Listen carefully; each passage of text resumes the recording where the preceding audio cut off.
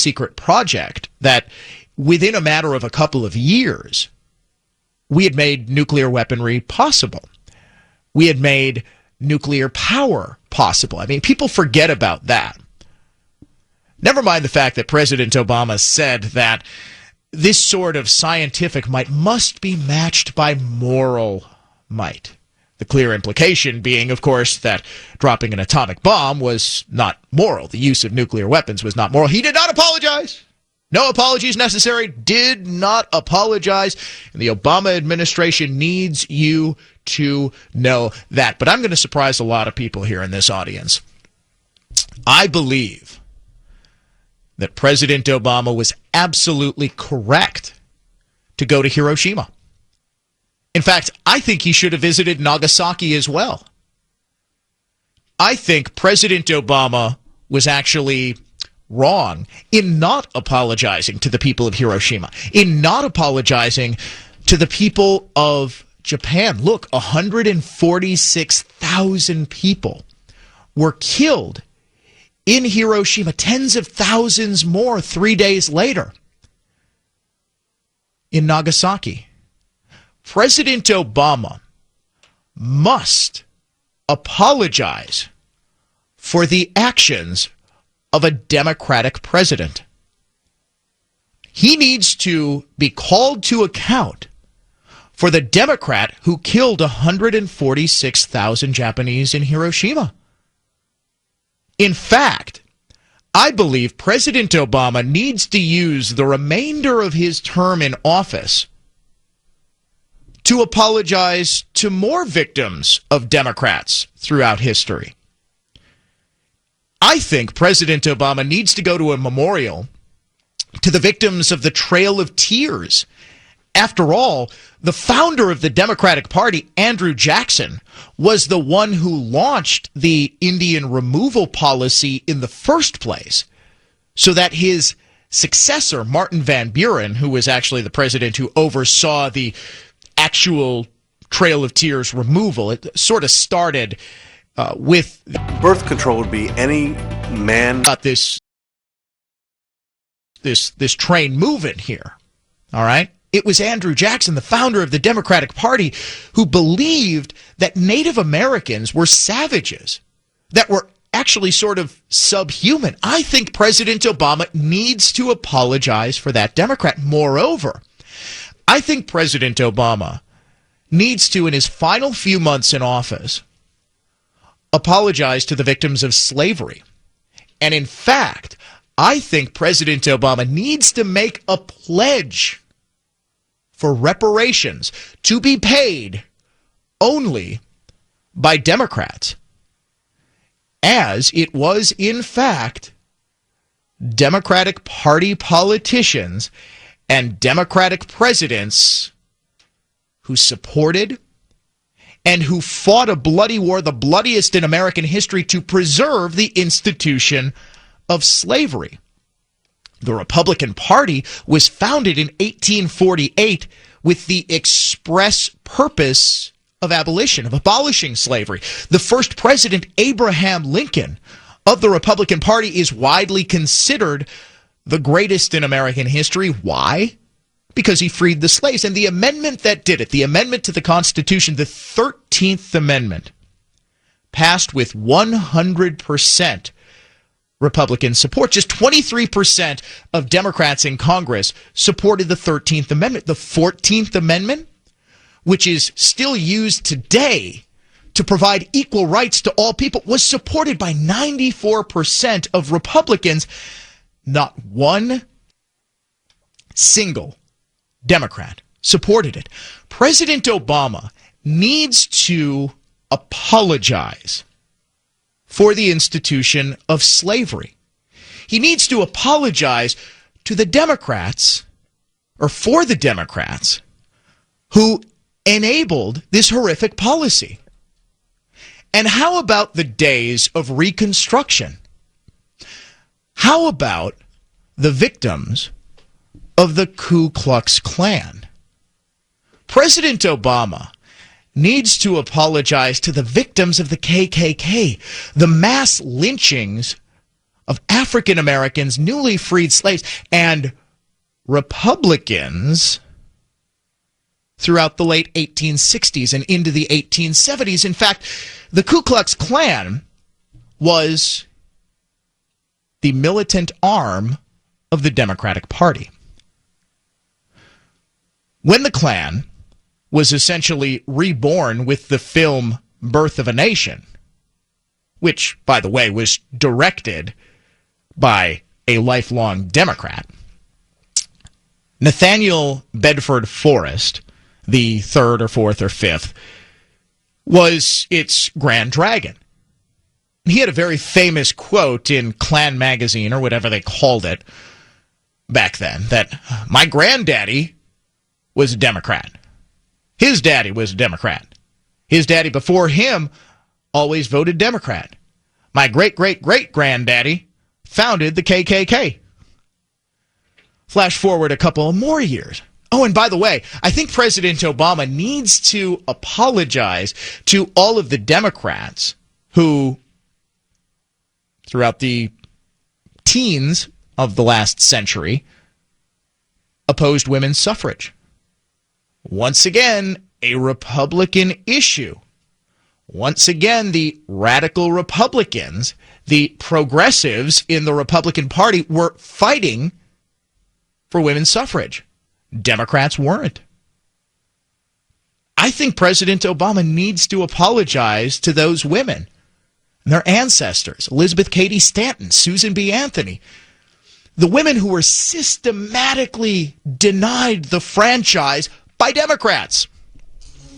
In the civil rights era, I think President Obama needs to apologize for the Democrats who systematically opposed equal rights. I mean, after all, it was President Dwight D. Eisenhower who fully integrated the U.S. military. He pushed through the Civil Rights Act of 1957.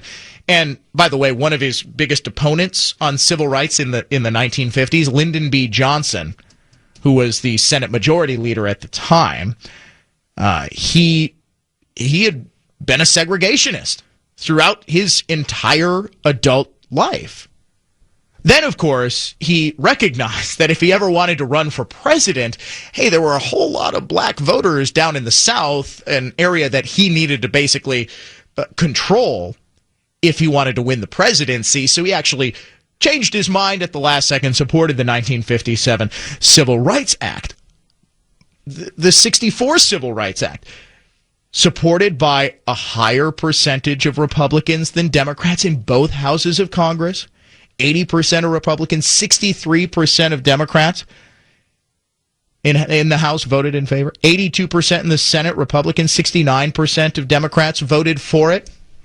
And remember, those Democrats only voted for it because they recognized that Lyndon B. Johnson, a Texan, basically needed the South if he was going to hold control of the White House. And this idea, by the way, the Dixiecrat idea that, oh, the parties switched. Oh, yeah, they switched all right. They switched on civil rights. This is the big theory. No, they didn't. They didn't. What Lyndon B. Johnson basically did through his Great Society program is he recognized, okay, we need to have civil rights. What we can do is essentially weaponize the underclass. If we get enough black people on these social programs, he recognized back then, if we can get enough of them on our federal programs, get them dependent on government, well, then they'll have a reason to vote Democrat. Because remember, up until this point, throughout history, African Americans had been a reliable Republican constituency. Okay? And because of circumstance, and quite honestly, because of flat-out overt racism, African Americans as a population weren't doing as well economically as white Americans. Obviously, there were poor white Americans. Obviously, there were wealthy African Americans back then. However, as a general population, the poverty level was pretty high. for African American populations. What Johnson recognized is, look, we need to get this population to vote Democrat. How do we do that? Well, just like Democrats today, let's give people free stuff in exchange for votes. It tends to work. So I would say President Obama needs to apologize to the victims of Democratic welfare programs, which have caused, 5 decades now of pure, utter dysfunction? For that matter, President Obama needs to apologize on behalf of Democratic mayors of inner cities all across the country. Jay is down in New Orleans right now. New Orleans last elected a Republican mayor in 1872, and all the problems of poverty that were on display 11 years ago with Hurricane Katrina down in New Orleans, there wasn't a Republican in sight. President Obama needs to apologize there for the victims of the Democratic mayor, of the Democratic heads of the parishes, which didn't evacuate when they were asked, begged, pleaded with to evacuate.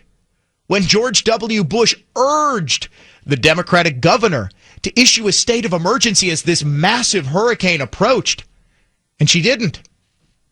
President Obama should apologize. President Obama should apologize to the victims of communism throughout the history of the Soviet Union, the Democratic Party, which apologized for Stalin and Khrushchev and every Soviet leader with every policy that impoverished their people. President Obama needs to go to the remains of the Berlin Wall and say, I'm sorry.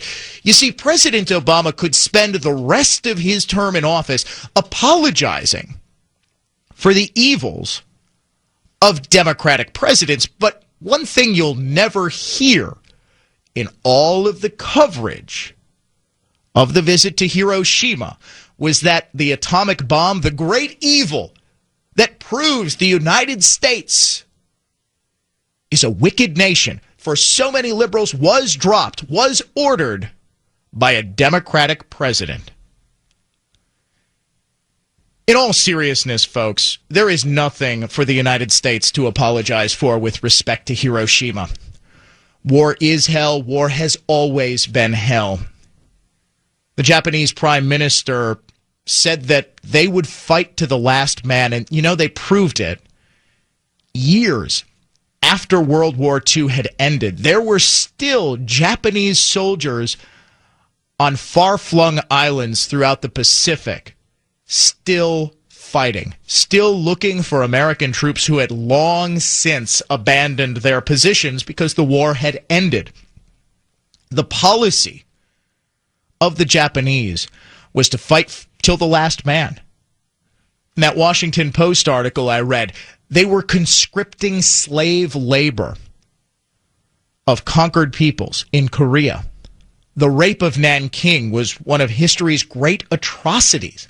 The Chinese people fell victim to Japanese aggression. And Truman made one of the most difficult decisions in the history of humanity to save humanity from more war, from more carnage, by doing something that up until that time was impossible and up until that time was never even considered. But Truman forced the surrender of the Japanese and saved countless hundreds of thousands through an act that should never be apologized for. And that's clearly and decisively winning a war.